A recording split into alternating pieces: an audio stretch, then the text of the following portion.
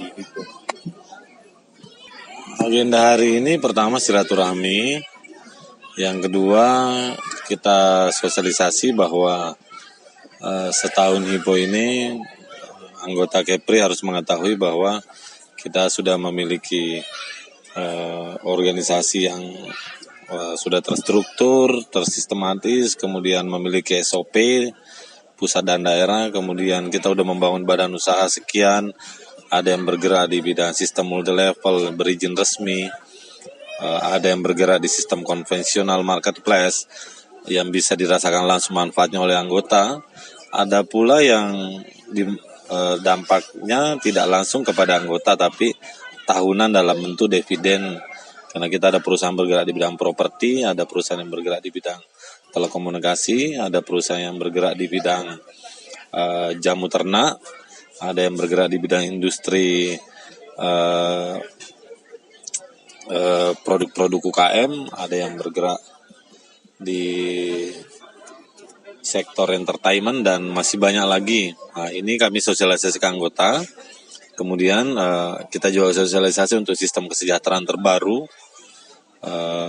yang selama ini terlalu banyak desas-desus di luar sana bahwa HIPO adalah investasi, HIPO adalah MLM tak berizin. Kita sampaikan ke anggota bahwa fakta-fakta yang berita hoax itu tidak benar. Dan alhamdulillah dengan kunjungan kami di Batam adalah kunjungan ke kota 11 dari 50 tur kota kami. Ya, alhamdulillah anggota semakin yakin bahwa HIPO akan panjang karena ditopang dengan kemandirian ekonomi, prinsip mandiri secara ekonomi dengan membangun badan usaha. Kita nafikan handphone pun tiap 3 bulan update ya fiturnya. Malah saya lihat handphone yang tidak berinovasi, tidak merubah sistemnya, malah dulu raksasa sekarang tumbang. Begitupun sama dengan HIPO. Kalau hari ini sistem ini tidak bisa dianut lagi, ya kita harus memakai sistem terbaru yang memang berdampak langsung, bermanfaat buat anggota gitu Pak. Kita memberikan kesejahteraan kepada anggota, Pak. Kalau hari ini kesejahteraannya 1, maka keputusan baru harus 2 minimal. Karena kita punya aturan main ya, kalau kami prinsip di organisasi, pasal 1, jika anggota senang, keberhasilan organisasi. Pasal 2, jika anggota sedih,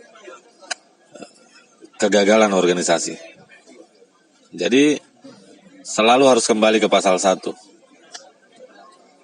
Sebagai pendiri, apa target organisasi HIPO ke depan ini Pak? Selain merekrut banyak kader atau anggota yang ikut di program HIPO itu Pak, targetnya seperti apa sih Pak? Biar mungkin satu hal mungkin yang saya mau luruskan, pendiri itu kita rame-rame, dihadiri oleh perwakilan daerah, satu daerah satu itu hari di MGK Kemayoran. Kalau penggagas, benar, saya benar penggagas bersama Pak Usin dan Mbah Wongso. Saat penggagas di posisi Dewan Pembina. Jadi sebenarnya yang mendirikan itu adalah kumpulan kawan-kawan kita se-Indonesia Pak. Kami bertiga yang menggagasnya.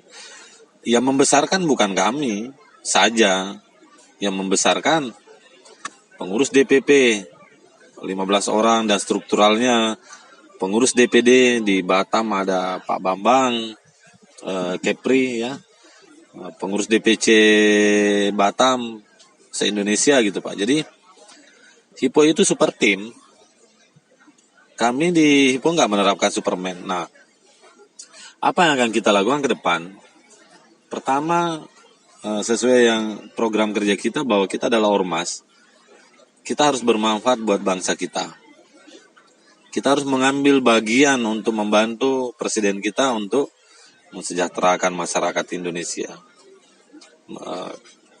Membahagiakan masyarakat Indonesia, memasukkan masyarakat Indonesia, memanusiakan, mencerdaskan, mendampingi. Namun, karena masyarakat Indonesia itu kita kelompokkan dalam bentuk organisasi IPO yang sepakat ingin membuat sebuah gerakan sosial ekonomi yang baru yang terbentuk Himpunan Pengusaha Online Internasional. Di situ kita akan membangun badan usaha untuk kemandirian ekonomi kami. Saat ini kami membangun puluhan perusahaan dengan valuasi bismillah sudah ratus M, tapi 1% pun uang bank tidak ada. Bantuan pemerintah tidak ada, murni dari urun-urunan anggota kita. Ada yang nyumbang Rp1.000, ada yang nyumbang Rp2.000, ada yang nyumbang Rp750.000, ada yang nyumbang Rp100 juta. Kita bersatu untuk sosial ekonomi.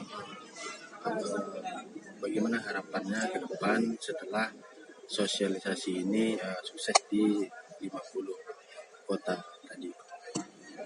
Harapannya bahwa anggota semakin yakin kalau ini adalah sebuah gerakan baru di era 4.0 ormas modern yang mampu menghimpun masyarakat dalam satu organisasi yang tunduk anggaran dasar untuk memiliki satu bisnis unicorn, di mana kita akan buktikan ke negara kita kalau masyarakat Indonesia bisa punya bisnis unicorn dengan saham mayoritas, bukan minoritas asing.